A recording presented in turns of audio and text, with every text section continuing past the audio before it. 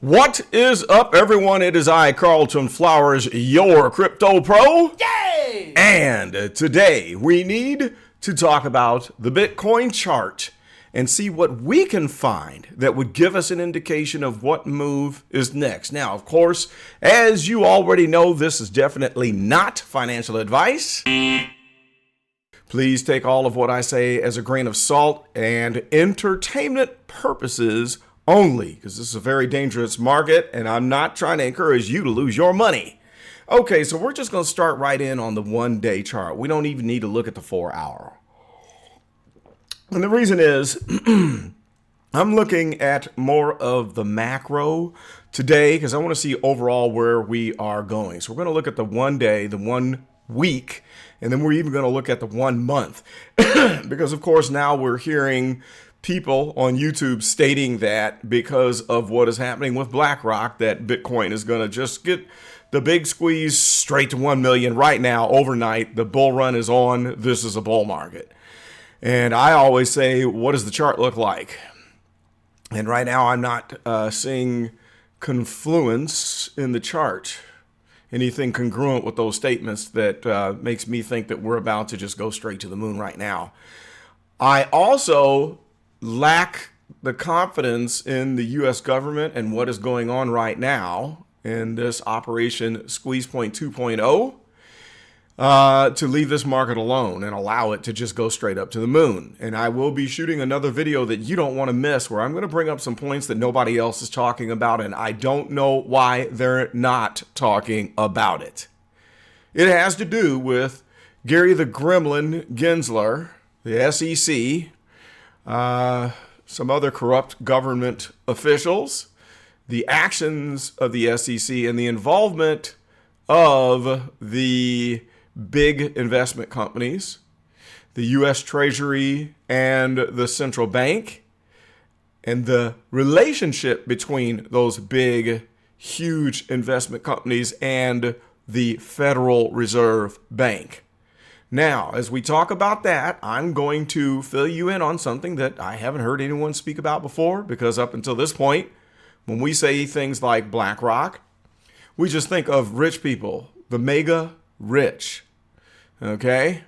So I'm going to throw a curveball in, and I want you to watch this video and think about this, because it is kind of It's going to T-bone you. It's going to be a sideswipe. It's not something that we think about much, but it's going to leave you scratching your head. All right. Hopefully I primed the pump enough for you to watch the next video and to tell others about it. Now we can talk about the chart. So on the 1-day chart, we see that we have a rising stochastic here. The stochastic is an oscillator that has a fast line, the blue one, and a slow line, the orange one. When the blue is on top, we're trending up. When the orange is on top, we're trending down. Right now, the blue is on top, and we see that the price is moving up here. However, we also notice that we have a decline on peak price in accordance with the stochastic peak. So here's something for you beginners. Always look at what the price is when the stochastic is at the top. Here's a stochastic peak. There's the price. The next time we had a stochastic peak, the price was higher. You see that? That is what you call a higher high, okay? But then you turn around and on the next stochastic peak, the little 2 peaks here, the price was lower on the high, and that is what we call a lower high. So you have a higher high when you have exceeded the previous high, and you have a lower high when you have not made it up to the previous high. All right? So let's move on. On the next major stochastic peak on the 1-day chart, we surpassed the 50 EMA line. This is the 50 line. That little orange line means this is the 50-day moving average price. In other words, let's take the Bitcoin price from every one of the last 50 days and average it and post it on a line. And this line tells us things like if we're bullish or bearish or in a trend. So we went above that line, but notice we got rejected at this black dashed line. And if this is your first time, keep watching the videos and you're going to find more about the significance of these dashed lines. And if you've never seen me talk about it, you'll get to experience what I do on videos when this red one comes into play. Some of you know what that is. So after this peak, the price is trending down. And it looks like we touched on the 50 EMA, which can kind of be a pivot point sometimes. And this may flop over, okay? In other words, I'm not looking for price to go above that 50 EMA right now. It just doesn't say it in the chart. Anything can happen, though, because BlackRock can spend $5 billion on Bitcoin and take it straight to the moon. But all things being equal, under normal equilibrium market pressure of buying and selling, I don't see it going above this line. See, that's another thing. People watch Bitcoin videos because they want a prediction. That's bad. That's where you will lose money.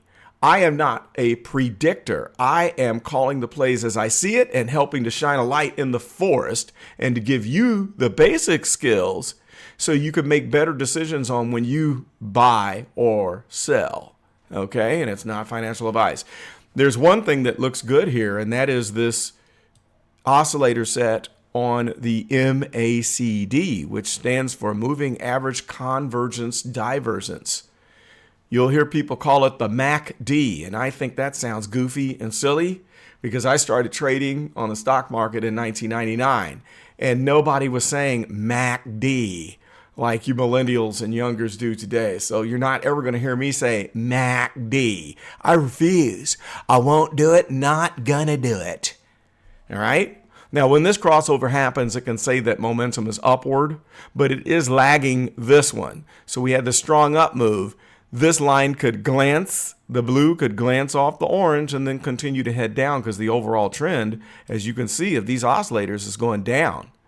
We do see that the histogram, these little bars, are trying to fight their way back to the zero line. See that light red one? When it's light red, it's trying to fight back to the zero line. If it's dark red, it's moving away. If it's dark green, it's bullishly moving up. If it's light green, it's settling down. Now, the variance of the MACD oscillator also tells us something about volatility and price movement. When we really go way far above and below the zero line like we did here and here, you notice that we have corresponding strong price movements here and here.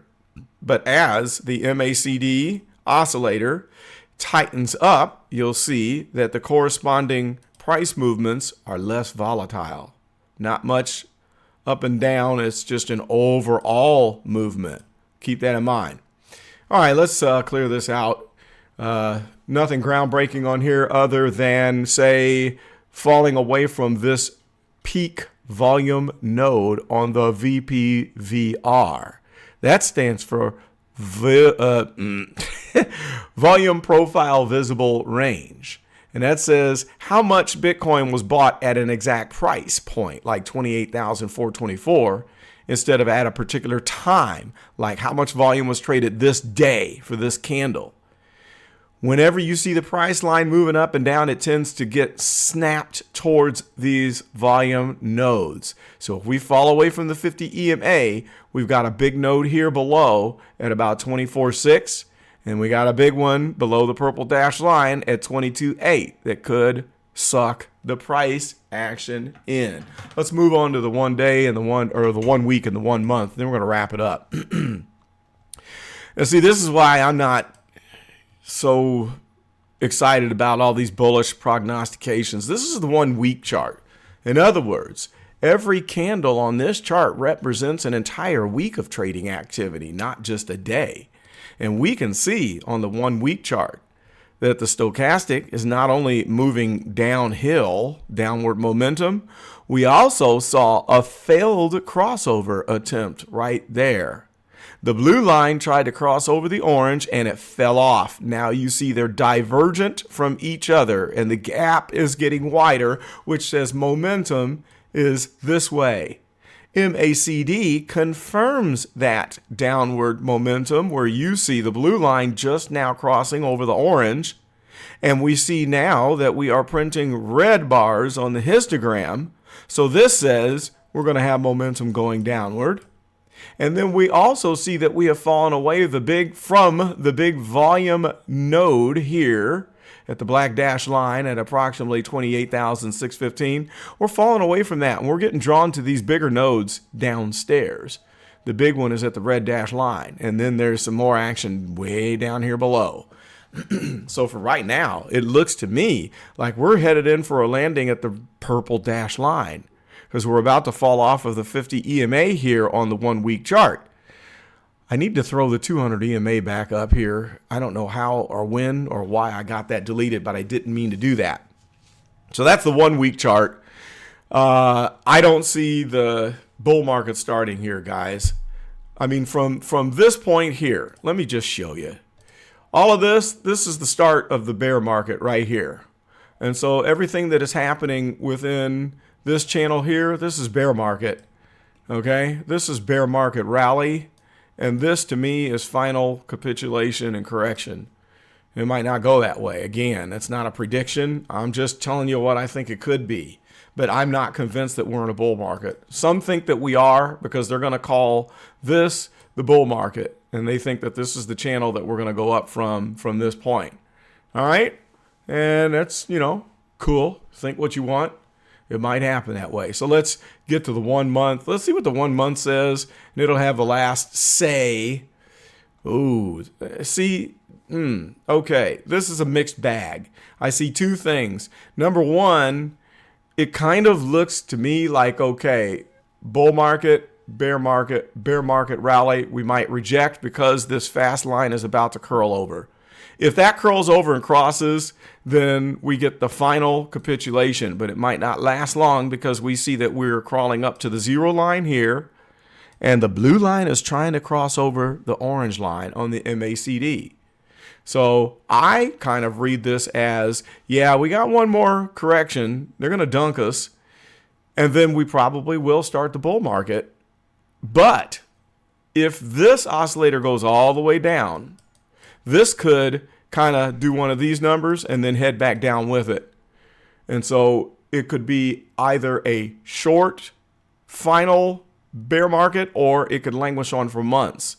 If this unfurls and goes down, we're headed into, we're looking October, November before the market turns back around. And that's just my opinion. What also influences me to think that is the fact that nobody thought that Bitcoin could go back below, say, 30,000. When we jump back up here, we came up to the black dash line. Nobody thought we would ever go back below 29,000. Okay. And it happens all the time. You got people saying that we won't go below 18,000. That'll be the bottom. Anytime people are so sure that we can't go lower than a certain point, you better believe something's going to happen. And we all get shocked. We already see what the SEC is doing in trying to completely shut down crypto in the United States, which it's still possible. It's 50-50 at this point, in my opinion. They still have the capability of doing so because there's enough of this current administration's time left for Gary the Gremlin Gensler, the criminal, the liar. I don't normally say those types of things about people, but when we discuss the next video, you'll understand why. Certain people, you can tell by their physical traits when they're speaking if they're lying or not. But anyway, there's enough time for them to kill this market and run innovation out of the United States. And I'm going to tell you in the next video why I believe they are motivated to do so. And it's not just because of the story that you've always heard that the rich people want to hog the money and don't want to lose control. There's something else. But we'll share that in the next video. So let's just stop right there. I think that's enough. I want you to post your comments and thoughts below. And I would love it if you would like, comment, and subscribe to the Crypto Pro channel. And if you want to help me cut into the tremendous cost of producing these videos, you may do so with the giving of a super thanks. And I thank you in advance. I'm really going to try to step up this video production game because these costs are killing me. It does cost me, I don't even want to say how much. It's a lot for licensing, for graphics, video stuff, music, you name it. It costs a lot to produce these videos. And of course, having high-speed internet access so I can do the live streaming, it's ridiculous. Look for a live stream too, by the way, coming very soon. That's all I got for now. This is Carlton, and I am out.